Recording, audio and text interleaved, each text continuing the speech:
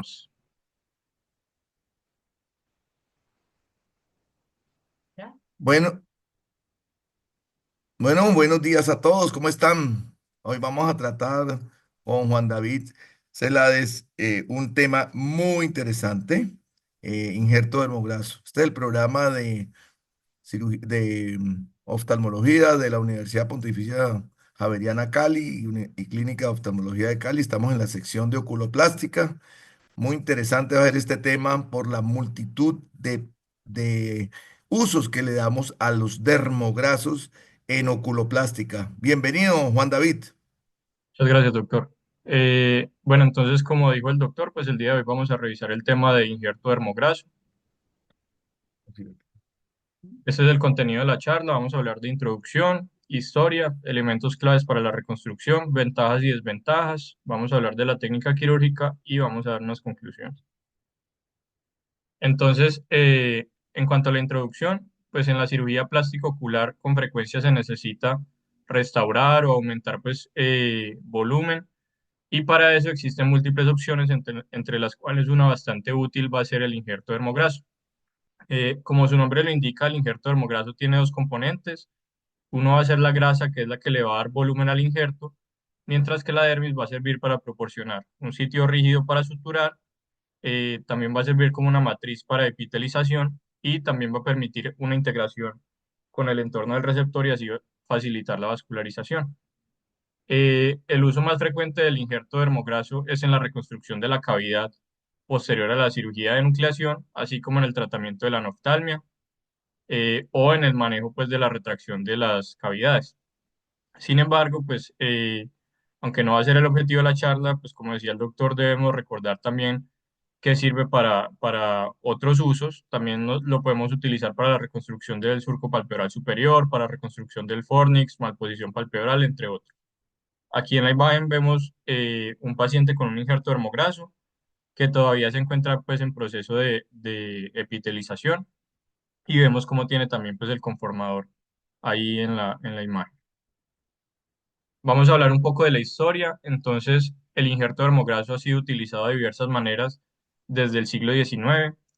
En 1893, el oftalmólogo alemán Gustav Neuber reportó el primer trasplante de grasa al colocar un injerto tomado del brazo, el cual trasladó a la región orbitaria para corregir cicatrices de un paciente con antecedentes de osteomielitis. Y en años cercanos, otro cirujano que fue Lexer lo empleó con frecuencia para solucionar problemas del contorno facial. Sin embargo, posteriormente la grasa fue perdiendo popularidad y fue reemplazada por otros materiales. En 1913, el primero en utilizar el injerto de grasa con adición de piel desepitelizada fue Lowe, y en 1931 es probable que Fiji haya sido el primero en utilizar un injerto dermograso como tal, pero lo usaba para corregir fracturas del seno frontal. No fue sino hasta 1978, casi pues o más de 80 años después, que Smith y Petrelli reintrodujeron el uso del injerto dermograso y lo utilizaron por primera vez para reconstruir pues una cavidad retraída. Y en 1983, Carmen Guberina y los colaboradores describieron su uso para la nucleación y la evisceración primaria, colocando el injerto dermograso dentro del saco de Tenon y del cono muscular.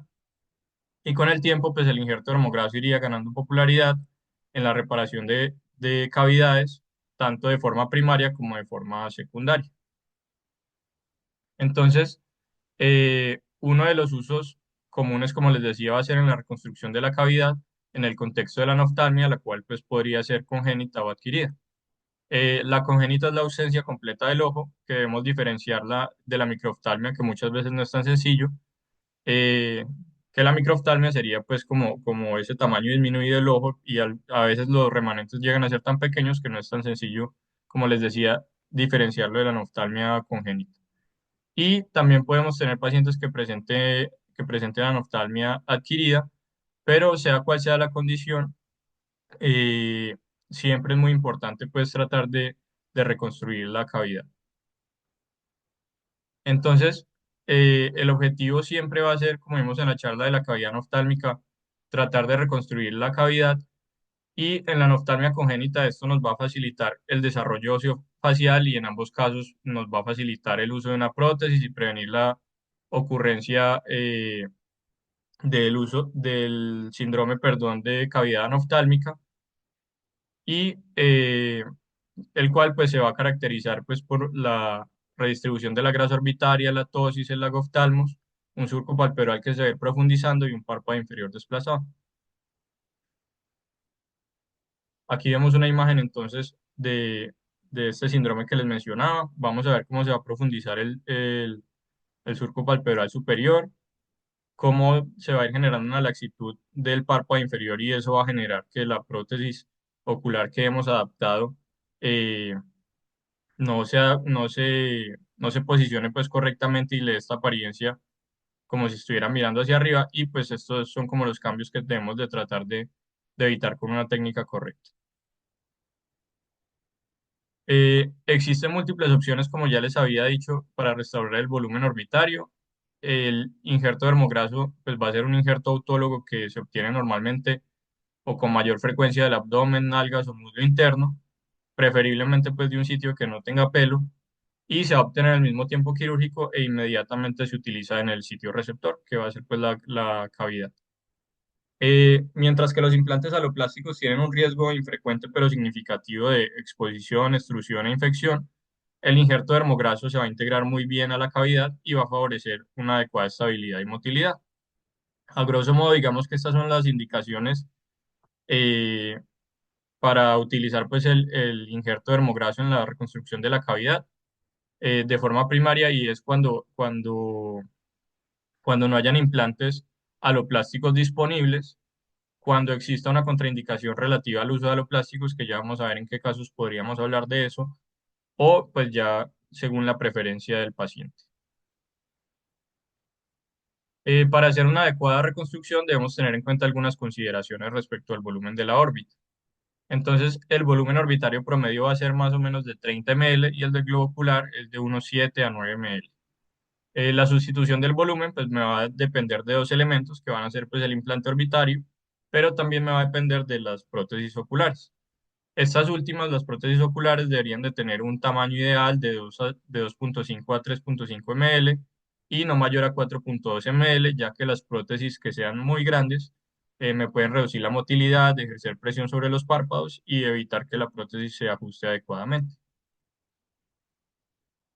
¿Cuáles son las características que debe tener el injerto dermograso? Entonces, el injerto dermograso está compuesto, como vemos pues en la imagen, por un botón dérmico y el cual se va a obtener pues tras la eliminación de la epidermis que se encuentra suprayacente y va a tener grasa subcutánea adherida en la parte inferior, como vemos pues en la imagen. Esta dermis, como les decía, entonces me va a proporcionar rigidez, una mayor superficie y una estructura para poder suturarla a la cavidad. Y además me va a contribuir a la vascularización y me va a disminuir el riesgo de atrofia de tejido graso, que como vamos a ver puede ser una de las complicaciones, aunque pues digamos esperada, de los injertos dermograsos. La superficie de la dermis la podemos dejar de forma plana o también se puede dejar en forma de domo, dependiendo de las preferencias que tenga el cirujano. La superficie anterior del injerto dérmico generalmente va entre 20 y 25 milímetros, aunque si se requiere se pueden dejar botones dérmicos de mayor tamaño en caso de que se requiera una superficie adicional, como por ejemplo en el caso de órbitas contraídas, y el diámetro del injerto graso debería situarse más o menos entre 20 y 35 milímetros para prevenir pues, el enoftalmos y darle el volumen que requiere la cavidad. El tamaño del injerto entonces varía según el cirujano, pero como mínimo debería ser al menos un 10% del tamaño original pues, del globo ocular, teniendo en cuenta pues, que, como les decía, este implante va a ir perdiendo volumen posterior a la cirugía y pues de esta forma tratar de evitar pues el enoftalmos. Eh, y va a ser fundamental, digamos, no irse ni para un lado ni para el otro, o sea, el injerto debería ser de un tamaño adecuado, pero tampoco puede ser excesivamente grande porque nos podría generar un efecto compresivo pues en la cavidad, generando congestión, isquemia y pues al final puede derivar en una necrosis con la posterior pues falla del injerto. Es, digamos, un poco más difícil calcular el tamaño en los casos de implantación secundaria, donde la cavidad pues ya ha empezado a contraerse y pues dependiendo de qué tanta inflamación tenga esa cavidad, de la vascularización del lecho receptor y de la conexión pues de los músculos con el tejido del injerto, pues va a depender también la viabilidad del mismo. Entonces, ¿cuáles van a ser los objetivos del injerto dermograso? En primer lugar, pues este va a ocupar la cavidad para evitar que se genere una retracción. También me debería proporcionar un fornix adecuado, soportar una prótesis con adecuada motilidad, alcanzar la simetría y prevenir la tosis y todos los cambios del síndrome de cavidad anoftal. ¿Cuáles son sus ventajas? Entonces va a ser un injerto que está disponible, que es de bajo costo porque pues digamos que lo obtenemos del mismo cuerpo del paciente. Va a ser inerte, va a tener pues un contorno suave, lo cual permite pues una adecuada adaptación. Tiene bajo riesgo de exposición y ninguna destrucción, ya que pues este va a estar integrado pues a la cavidad y pues no es un cuerpo digamos extraño. Puede generarme pues fornis más profundos, no hay riesgo, pues como les decía, de cuerpo extraño y hay bajo riesgo de infección. Y este va a tener mejor motilidad y estabilidad que otro tipo de implantes, precisamente por esa integración. ¿Cuáles, digamos, son las desventajas que podríamos nombrar del injerto dermograso? Entonces, algunas desventajas me van a incluir un mayor tiempo quirúrgico, un sitio quirúrgico adicional, también la imprevisibilidad que tiene el tejido graso, que digamos que se puede generar tanto atrofia como hipertrofia. eh, la hipertrofia normalmente se genera pues en niños menores de 4 o 5 años, en los cuales pues digamos que ese injerto va a ir creciendo, pero la atrofia ya se va a ir presentando en niños mayores de 9 años y pues en los adultos como tal. Eh, También puede haber subjetividad en la medición del injerto, pues que digamos que si no se calcula de manera adecuada me puede traer también complicaciones como les decía y puede llegarse también a un fallo del injerto que por lo general ocurre cuando el suministro pues, vascular o alguna condición me afecta esa parte de la epitelización, como por ejemplo pues, en pacientes eh, con antecedente de infección, irradiados o con trauma, entre otros. Este es un caso de un niño en el cual, pues, digamos al cual se le colocó pues, un injerto dermograso posterior a la nucleación. Y estos 3 años después de la cirugía, y como vemos, pues ese injerto, digamos que ha ido aumentando su tamaño, lo cual pues me podría generar una proptosis si se adapta a una prótesis pues a la cavidad, o incluso pues el crecimiento puede ser tal que no se puede adaptar la prótesis, pero digamos que esto se soluciona de forma relativamente sencilla, retirando pues como el exceso del injerto. ¿Cuáles son las indicaciones en adultos? Entonces, el injerto dermograso está, digamos, indicado en adultos de forma primaria en situaciones en las cuales la órbita esté particularmente dañada o enferma y también cuando esperamos que si le coloco un implante aloplástico a nuestro paciente, pues va a presentar complicaciones. ¿En qué situaciones sucede esto? Entonces, por ejemplo, en pacientes con órbitas tratadas con alcohol o irradiadas en el caso pues, de una neoplasia, pacientes con infecciones significativas previas a la nucleación, pacientes que han tenido múltiples cirugías con cicatrización, adelgazamiento o pérdida de la conjuntiva y pacientes con alto riesgo de retracción. Ya de forma secundaria, que digamos que es la situación en la cual más se utiliza pues el injerto dermograso, digamos que por la misma naturaleza pues de las reconstrucciones secundarias, uno podría esperar en estos pacientes una mayor tasa de complicaciones y las indicaciones pues me van a incluir precisamente esas complicaciones. Entonces, tenemos pacientes con exposición o destrucción pues, de implantes aloplásticos, pacientes con insuficiencia de volumen, con fornis poco profundos, eh, pacientes que tengan infección y contracción pues, de la cavidad, o también se ha indicado en pacientes con dolor crónico, el cual pues, no se haya podido aliviar. ¿Cuáles van a ser entonces las indicaciones en niños? Entonces, aquí hay un concepto fundamental que debemos de tener muy claro y es que existe una relación entre el crecimiento orbitario, el desarrollo facial y la cavidad ocular. Entonces, existen artículos en los cuales reportan que más o menos a los 5 años el volumen orbitario me va a alcanzar un 80% del de un adolescente de 15 años y otros estudios me indican que el volumen orbitario va a seguir aumentando más o menos hasta esa edad, 14 o 15 años, momento en el cual pues va a alcanzar, digamos, en teoría, pues el volumen que tiene la órbita del adulto. Tanto en modelos animales como en estudios clínicos, pues se ha demostrado que esa estimulación mecánica del hueso orbitario, o de los huesos pues orbitarios, perdón, van a ser esenciales para el crecimiento de la órbita. Digamos que existen varios métodos para estimular ese crecimiento, y uno puede ser la inserción de un implante orbitario. Sin embargo, en ese caso pues se necesitaría realizar colocaciones seriadas de implantes, lo cual pues de implantes pues que vayan aumentando progresivamente su tamaño, lo cual pues aumentaría el riesgo de complicaciones y tiene la necesidad pues de reintervenir en múltiples ocasiones al paciente, entonces este no se utiliza tanto.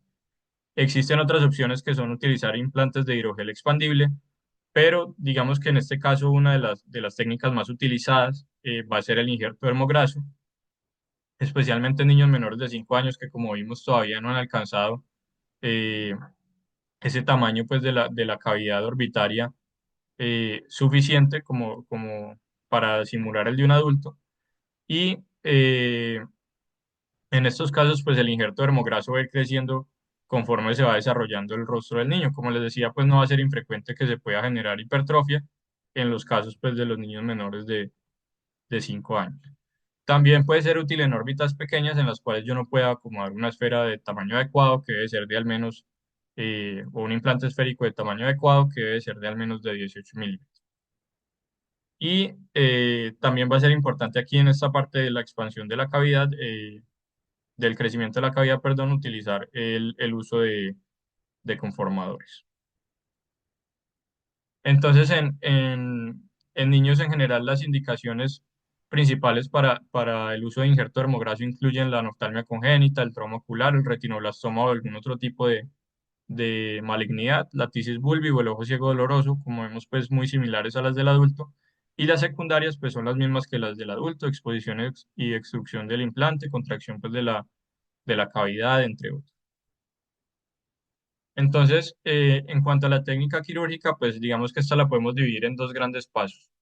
Uno que va a ser la extracción del injerto dermograso y la otra que va a ser la implantación del injerto que hemos obtenido en la cavidad. En cuanto al sitio donante, entonces el tejido donante se puede obtener de cualquier área que no tenga vello y que me ofrezca una cantidad suficiente de tejido graso. Como les decía, los sitios más comúnmente utilizados para la extracción son los glúteos, el abdomen, y también la cara interna del muslo. Sin embargo, pues como vemos en la imagen existen otras alternativas. También se puede tomar de la cara interna del brazo, de la ingle, del ombligo, del sacro, del ilion, del antebrazo o incluso de la cadera, entre otras.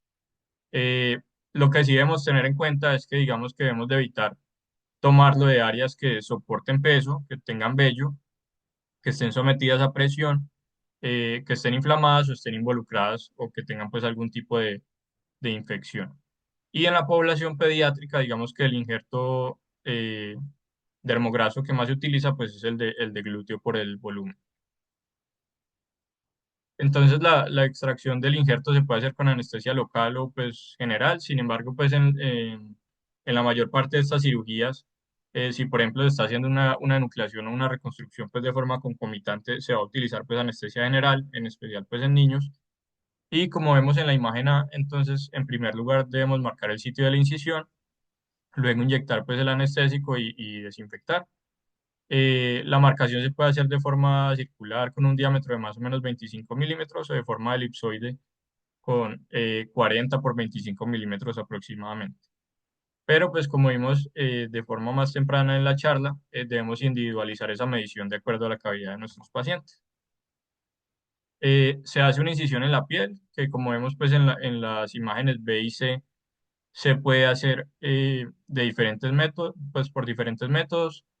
En la imagen B y C vemos, por ejemplo, cómo lo están retirando con un bisturí con una hoja de 15 y cómo queda expuesta pues toda la epidermis con esos puntos de hemorragia y exposición focal de grasa. Pero también lo podemos retirar con otros métodos. Por ejemplo, aquí en la imagen vemos cómo están haciendo la disección y retirando la epidermis con electrocauterio bipolar o con fresa, como vemos pues también en la imagen D. Este fue un estudio que me pareció pues muy interesante porque pues precisamente me estaba preguntando si existía alguna diferencia entre utilizar pues algún método u otro pues para retirar la epidermis y pues en este estudio digamos que lo evaluaron entre dos técnicas que fue el uso del bisturí versus el uso de electrocoagulación. ¿Cuál fue el objetivo del estudio o qué motivó a los autores pues, a realizar este estudio? Entonces, pues aunque no lo parezca, uno pensaría que ese paso de remover la epidermis pues, no es tan importante. Sin embargo, pues es un paso crítico para evitar complicaciones como lo son, por ejemplo, el crecimiento de pelo, la queratinización o la formación de quistes epidermoides y pues descarga mucosa. Como les dije entonces, existen varios métodos. Sin embargo, pues de forma clásica se ha utilizado el bisturí, que es muy bueno para disecar el tejido de forma precisa, pero pues digamos que su uso genera que la cirugía pues se tarde un poco más. Y pues hay posibilidad de dejar apéndices residuales pues de la epidermis con posterior pues presentación de las complicaciones. Entonces, para evitar pues esto, se han diseñado otras técnicas. En Egipto, por ejemplo, que es el sitio donde se realizó el estudio, hay una práctica común que es utilizar el electrocauterio bipolar, al cual pues se le pone bajo poder y se va haciendo irrigación con solución salina y de esta forma se va retirando la epidermis, con una ventaja al menos de forma teórica que es que todo el calor que me genera el electrocauterio pues me va a generar un daño de los folículos pilosos, evitando que crezca pelo en caso pues de que quede algún remanente de epidermis. Sin embargo, pues los autores han notado en su práctica clínica que un número significativo de pacientes han presentado una curación dilatada y pues posteriormente una ulceración pues del injerto dermograso. Entonces por eso decidieron comparar pues, las dos técnicas. El objetivo del estudio entonces era evaluar los resultados del uso de la electrocoagulación para remover la epidermis en la obtención de un injerto dermograso comparado con la disección convencional con bisturí en pacientes a los cuales se les iba a realizar una reconstrucción primaria de la cavidad.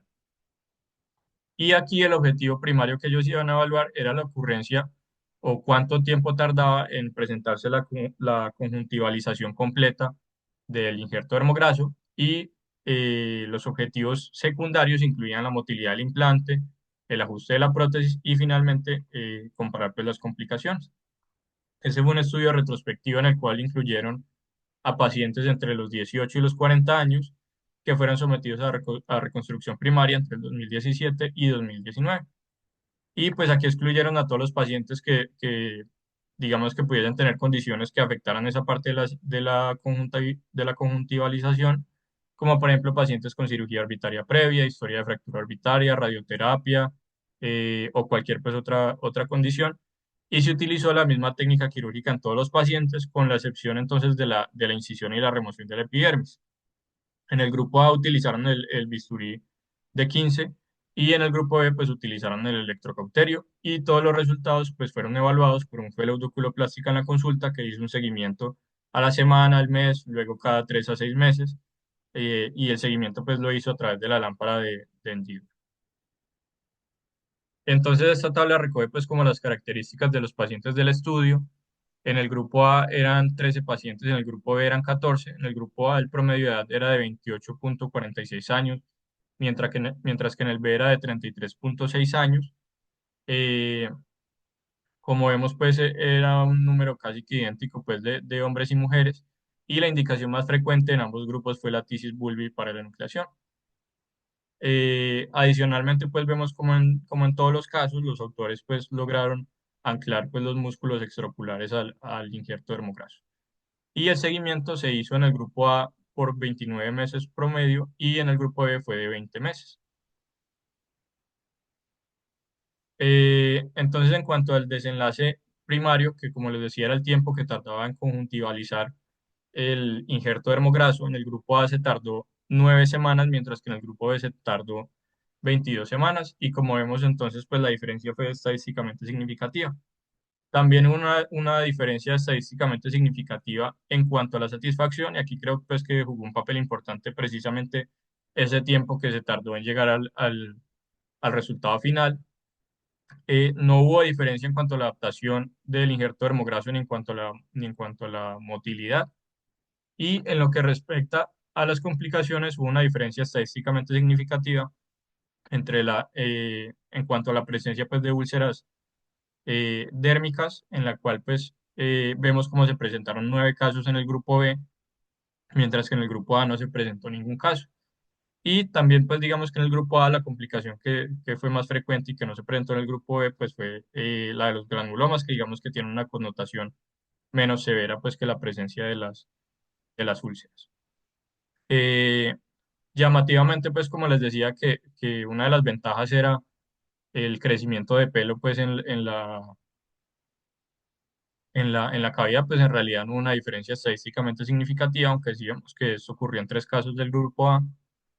Y al final, pues los autores concluyeron que esa diatermia con el bipolar, digamos que por todo ese calor me puede desnaturalizar el tejido alrededor de la incisión que estoy haciendo y pues me puede afectar la curación de ese tejido circundante, lo cual pues aumentaría ese riesgo de ulceración, que como vimos pues en ese grupo fue la complicación más frecuente.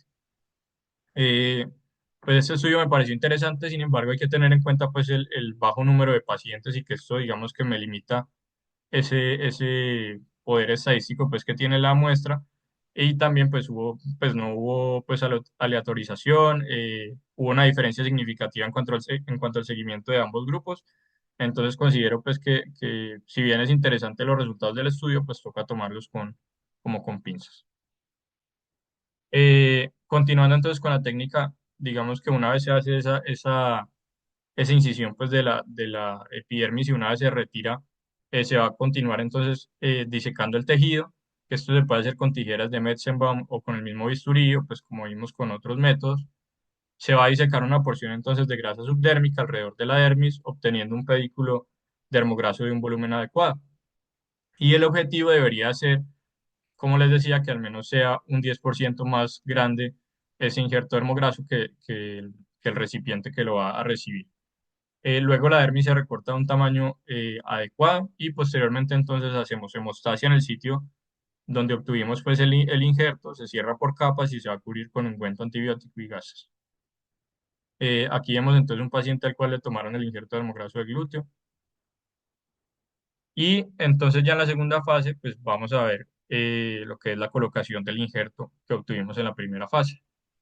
Entonces con el paciente pues en posición supina vamos a exponer la cavidad orbitaria. Esto puede ser o después de una nucleación primaria o tras alguna complicación como la destrucción pues, de un implante previo. En caso de que existiera un implante previo, se pueden retirar estos restos del implante y decidir si se deja o no pues, la pseudocápsula donde estaba contenido el implante. Luego vamos a realizar pues, una disección Roma del espacio orbitario con cuidado pues, de no traumatizar los músculos orbitarios y se hace una apertura pues de la fascia de Tenon para mejorar pues esta supervivencia del injerto.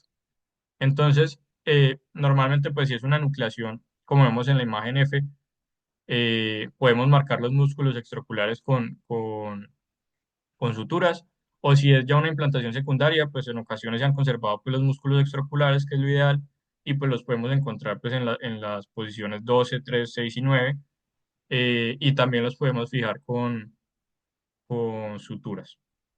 Ya se coloca entonces el injerto dermograso dentro de la fascia de Tenon, utilizando pues retractores de desmarres, y pues se van a fijar los músculos rectos en caso de que estos estén presentes, que pues eso digamos que sería lo ideal y se va a hacer a través de una sutura colchonera horizontal. La conjuntiva que tenemos se va a colocar sobre los bordes del injerto para favorecer que se vaya generando esta epitelización a través de la dermis y el centro del injerto se va a dejar descubierto más o menos de 15 por 10 milímetros cuadrados para permitir que se vaya profundizando el fornix. Eh, Se debe colocar un conformador, un anillo de Symblepharon y se debe realizar una tarsorrafia temporal que va a durar más o menos unas 3 a 4 semanas y posteriormente pues cubrir la zona de la cirugía pues con un parche o con gasas que me generen algo de presión por 2 a 4 días. Eh, Como les decía, entonces hay que tener en cuenta que los injertos demasiado grandes o el empaquetamiento excesivo después de la cirugía me pueden generar tensión e isquemia y por lo tanto pérdida del injerto. Y normalmente ese epitelio va a tardar más o menos en crecer sobre la dermis de unas 4 a 6 semanas. Y una vez está pues ya completamente epitalizada y pues la cavidad se ha ido desinflamando y ya no está hematizada, pues podemos adaptar una prótesis ocular. En casos de visceración o implantación primaria del injerto, pues idealmente el injerto dermograso y el anillo escleral deberían de suturarse juntos y pues como ya les había dicho, en este tipo de cirugías pues hay que tratar de evitar el uso excesivo pues del electrocauterio y de la manipulación porque esto me puede generar un daño en el tejido y posterior pues isquemia. Este es un video que me facilitó el doctor, pues que muestra, digamos, con un poquito más de detalle la técnica.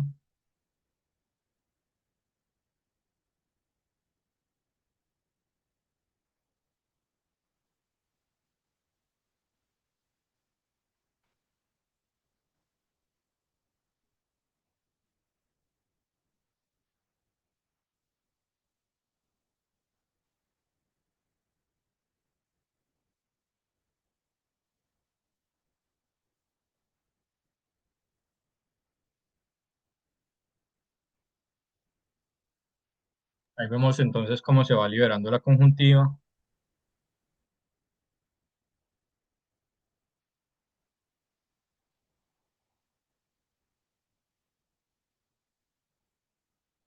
Ahí ya tenemos pues el injerto dermograso, el cual pues ya se le hizo la medición y ahí lo está empezando a fijar.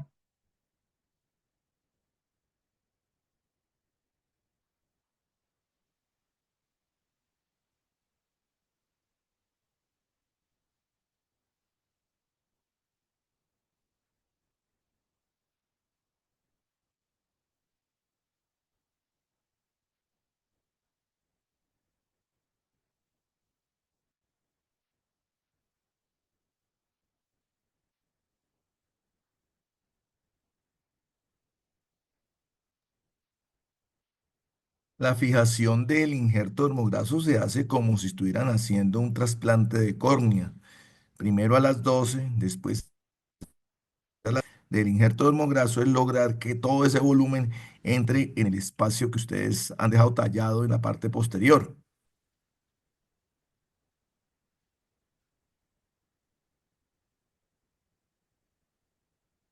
Importante que el borde del dermograso quede pegado a al borde conjuntival.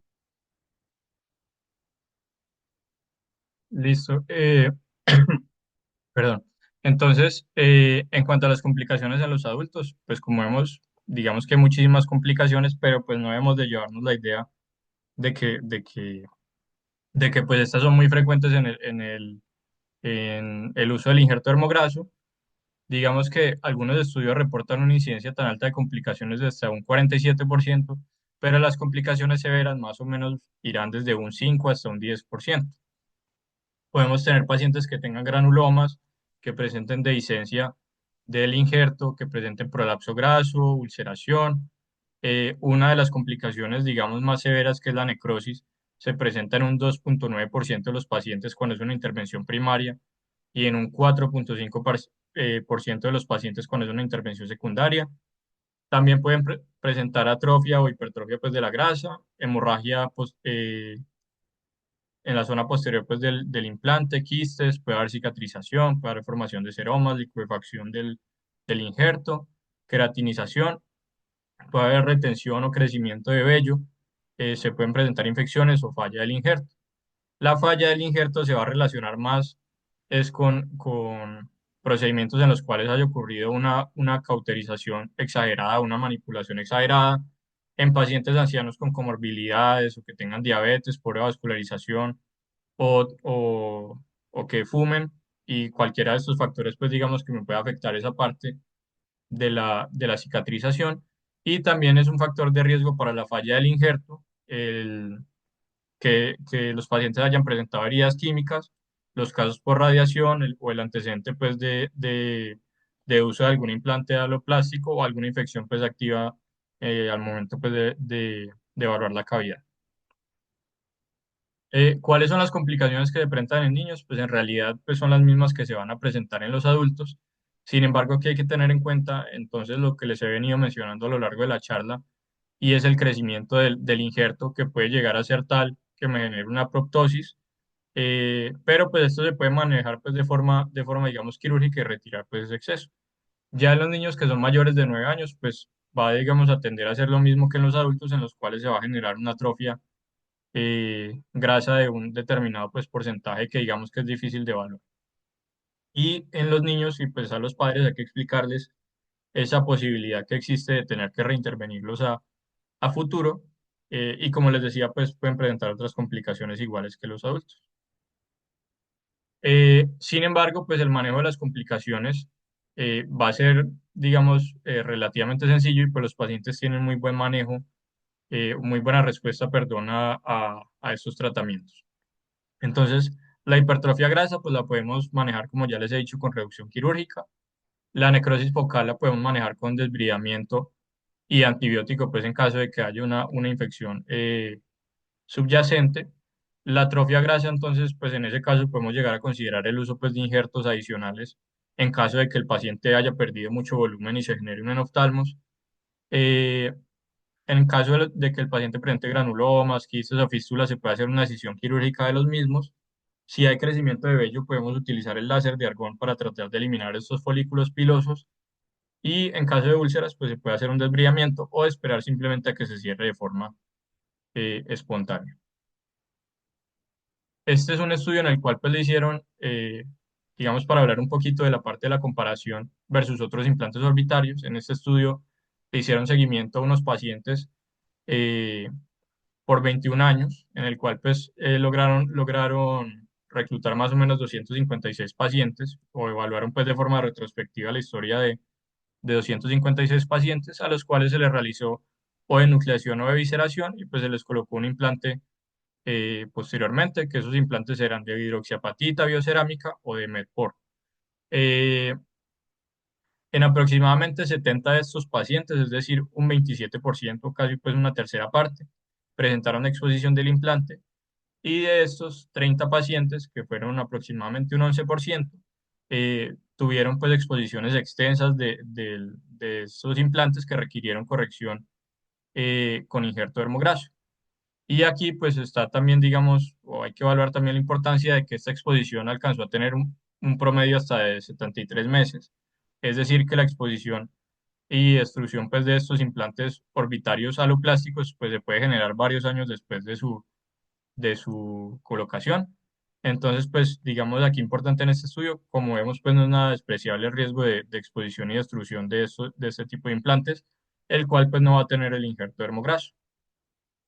Este fue otro estudio que también pues era muy interesante en el cual evaluaron de forma retrospectiva a 50 pacientes. Se incluyeron 25 pacientes en el grupo a los cuales se les puso un injerto dermograso versus 25 pacientes del grupo B a los cuales se les colocó un implante no integrado y se reclutaron pues estos pacientes entre el 2023 y el 2024. En ninguno de los casos hubo exposición ni destrucción pues, del implante, aunque como vimos en el estudio anterior, esto puede llegar a ocurrir varios años después de que se haya colocado. Y comparando pues, los dos tipos de implante, el injerto dermograso fue mejor en términos de motilidad y de retención de la prótesis ocular, pero digamos que no fue tan bueno en esa parte de conservar el volumen, precisamente por esa atrofia grasa que se presenta al compararlo con los implantes no integrados que no van a tener pues esa desventaja, pero pues sí tienen las otras complicaciones que ya les he mencionado. Entonces, ¿por qué digamos que es una buena alternativa el uso del injerto dermograso y por qué en algunas situaciones deberíamos de preferirlo sobre otros tipos de implantes? En primer lugar, pues como vimos, van a tener una tasa menor de complicaciones graves. Como vimos, por ejemplo, en los estudios anteriores, puede presentarse necrosis, que es, digamos, una de las complicaciones más severas en el injerto dermograso, de un 2,9% en los casos primarios a un 4,5% en los casos secundarios. Pero, por ejemplo, una de las complicaciones más severas, que es una exposición a extrusión del implante, se puede presentar en los implantes aloplásticos, hasta en un 24% en los de hidroxiapatita, en un 23% en los biocerámicos y hasta en un 76% en los Medpor. También va a tener un menor riesgo de rechazo Y eso va a ocurrir precisamente por esa característica que tiene el injerto de ser un injerto autólogo tomado pues del mismo cuerpo del paciente, lo cual pues digamos que no ocurre con los otros implantes que no dejan de ser pues un cuerpo extraño. Y esto va a ser especialmente útil entonces en esas cavidades que han sido maltratadas, que han tenido múltiples intervenciones, que han tenido infecciones, radiación, entre otras características que me puedan afectar esa parte de la adaptación pues, del implante. Adicionalmente, pues me mantienen el volumen y me van a mejorar la vascularización.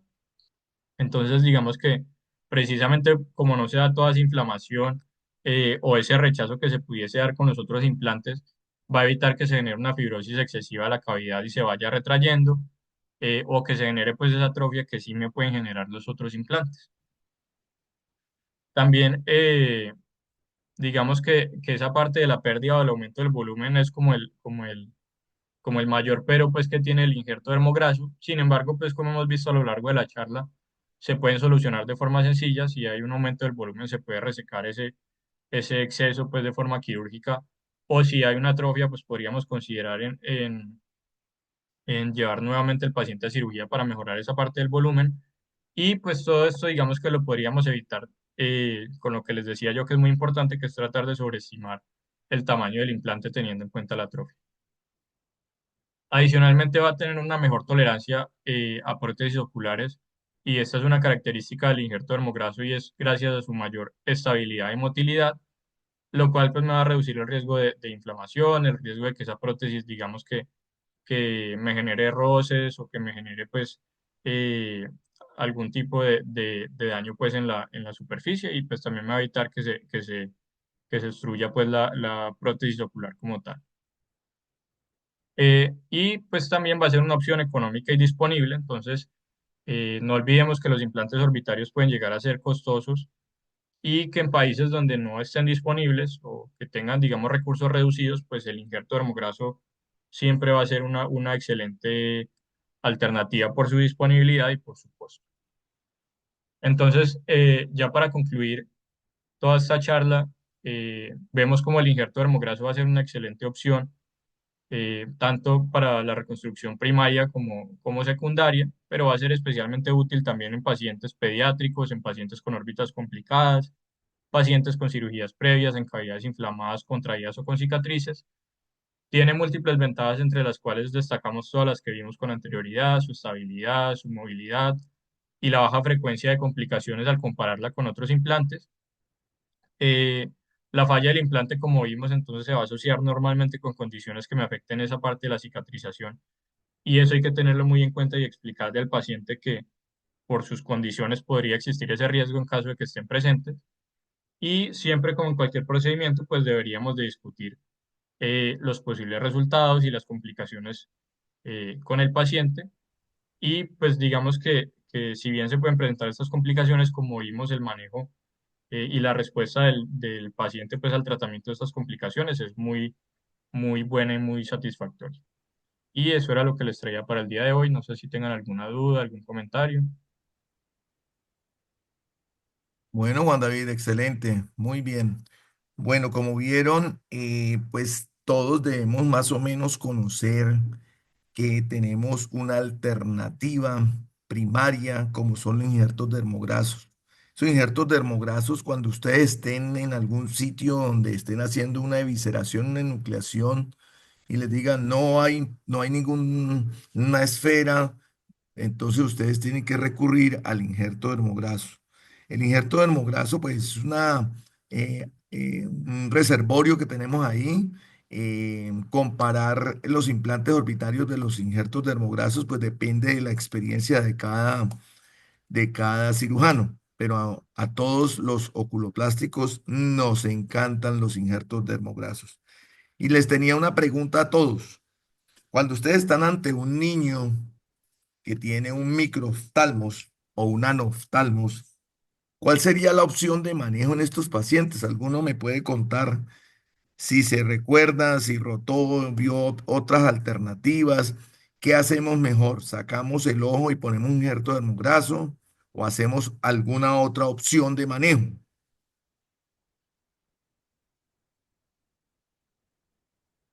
Alejandro, Diana, Paul, Jaime.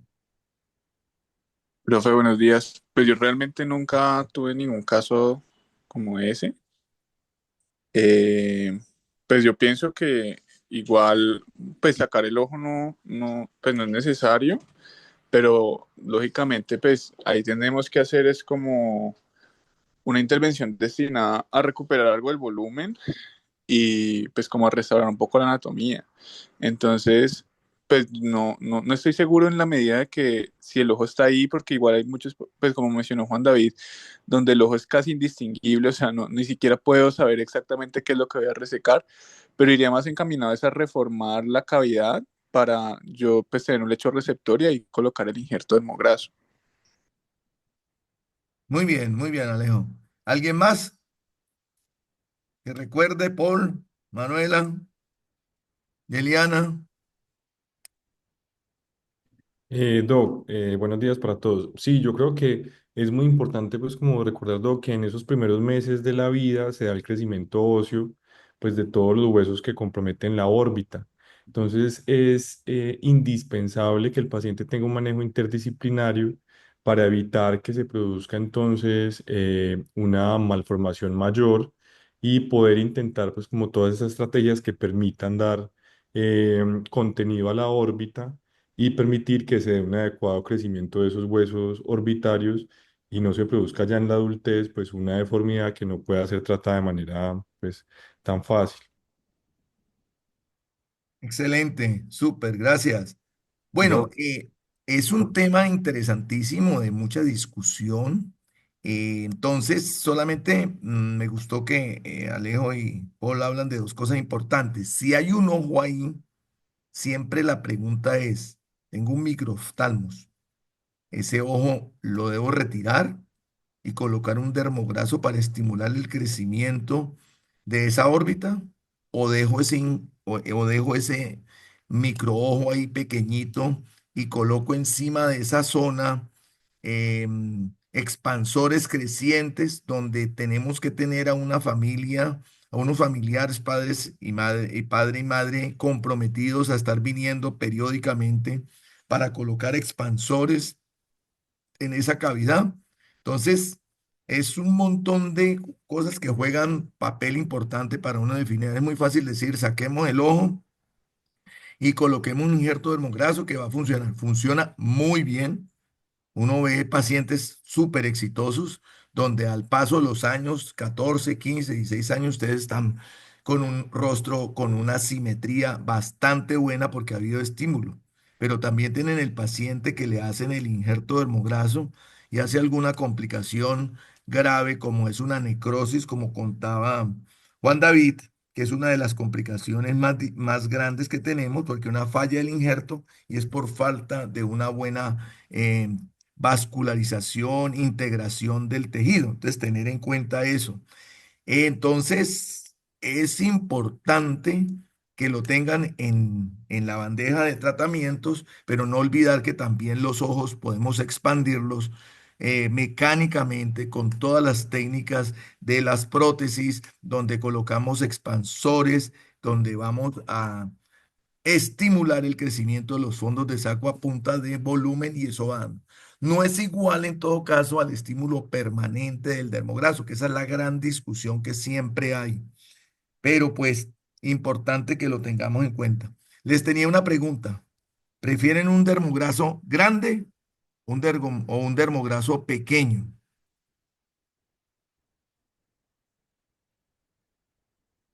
Solamente voten, grande o pequeño. Alejandro, Digo que grande. Diana, Gonzalo, Jaime, Dos grandes. a eso, Juliana. Sí, grande, doctor. Bueno, Yeliana, Paul, Y también grande, doctor. bueno. Bueno, entonces votaron grande todos, ¿no? ¿Ninguno pequeño? ¿Nadie se animó al pequeño? Doc, pues lo que pasa es que yo también digo que depende de qué tan grande, ¿no? Porque pues obviamente, pues lo que vimos, ¿no? Si es muy grande, pues ahí nos puede afectar también esa parte o que se genere pues una compresión y que se vaya perdiendo el injerto. Entonces, pues No sé a qué tan grande se refiera con esa pregunta. Es que yo Bueno, siento que depende del contexto también, doctor, porque, por ejemplo, si es, por ejemplo, un niño con microoftalmos, pues un injerto grande le va a ayudar a estimular el desarrollo orbital. Pero si es un adulto, digamos, ya con un caso más leve o moderado, pues un injerto pequeño le ayuda a mejorar la simetría. Entonces, no sé, pues sería como el contexto de lo que, del paciente.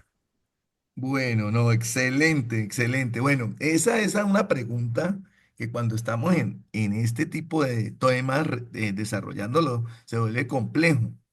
La experiencia es, si es muy grande, ¿cómo hacen ustedes para suturar ese injerto gigante que van metiendo ahí?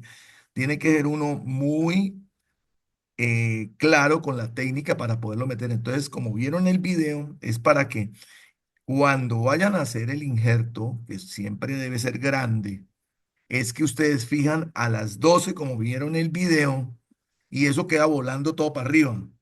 Entonces tienen que tener un buen ayudante que introduzca, haga presión sobre el injerto y ustedes puedan coger el punto que está a las 6 horarias. Entonces les queda todo lo que es las 3 y las 9 volando. Entonces después tratar de meter el punto de las 9 después el de las 3 y todavía hay ese injerto está volando. Entonces después hacen punto, por ejemplo, lo hacen a las 8 de la horaria con 2 horarias. Lo hacen, o sea, siempre como si estuvieran haciendo un injerto un trasplante de córnea, como les decía.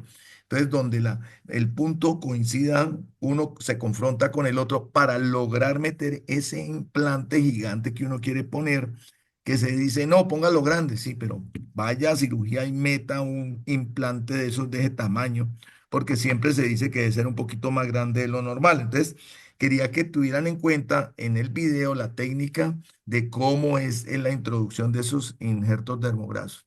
Entre más grande, más riesgo de necrosis, de que haya falla en el injerto, porque a veces no hay buena circulación, pero si tenemos una cavidad en excelentes condiciones, eso no va a pasar.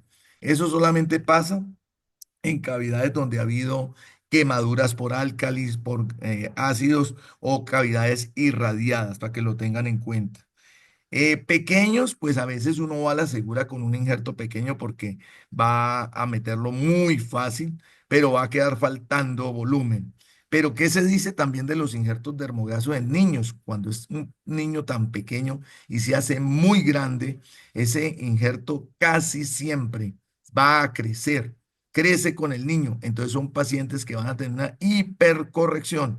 Entonces el niño no es tan cierto de que es grande el implante, sino que sea un poco más reducido el tamaño, porque ese injerto casi seguro que va a crecer con el niño. Entonces, para que tengan adultos, yo diría que grandes, en niños va a ser pequeño o pues un tamaño moderado. Bueno, yo creo que ese era el tema. Si alguien quiere de pronto hacer una aclaración o que expliquemos algo, me cuentan. ¿Alguien quiere algo extra? Porque el tema fue un tema muy interesante. Doc, también digamos hacer una diferenciación en que hay microoftalmos muy leves y en donde pacientes preservan la visión. Entonces, digamos, siempre ahí, si el paciente tiene una respuesta visual, pues tratar de preservarla al máximo si se puede obtener. Digamos que hay una en ese grupo de anomalías, se presenta el nanoftalmus, que es ese ojo pequeño y que definitivamente no tiene la condición visual, y ya el anoftalmos, donde definitivamente no hay ojito. Entonces, hacer esa diferenciación entre microoftalmos, nanoftalmos y anoftalmos, que es como importante diferenciar cada uno de ellos. Excelente acotación, Paul. Entonces, en microoftalmos casi siempre, en la experiencia mía, es conservar el ojo. Yo siempre les he dicho a los que siempre están ahí los martes viendo la parte de prótesis, es mejor un ojo feito que una prótesis a veces, porque uno sobre el ojo feito pone la concha escleral, la movilidad está conservada, no hay un trauma quirúrgico. cuando entramos a una cavidad, nosotros, acuérdense que hacemos un vaciamiento del contenido y hay una migración de todos los paquetes grasos orbitarios y se produce más atrofia. Entonces, a veces se habla mucho de retirar los globos oculares con falta de desarrollo, pero tenemos ese armamentario tan importante como es todo el manejo con expansores en esas órbitas. Gracias por las intervenciones. Bueno, para todos, una feliz semana. Chao. Chao, doctor, Muchas gracias. gracias, doctor. Muchas gracias, Doc. Con Gracias. gusto. Qué bueno un tema, Juan David. Gracias, doctor.